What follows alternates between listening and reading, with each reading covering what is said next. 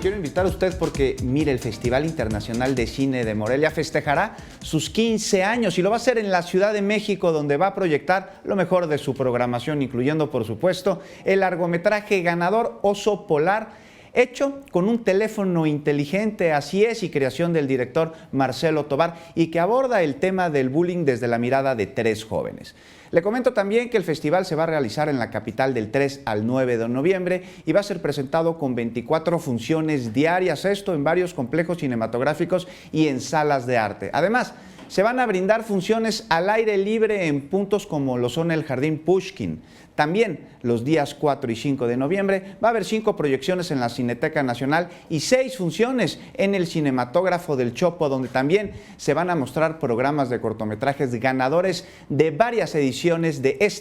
el Festival Internacional de Cine.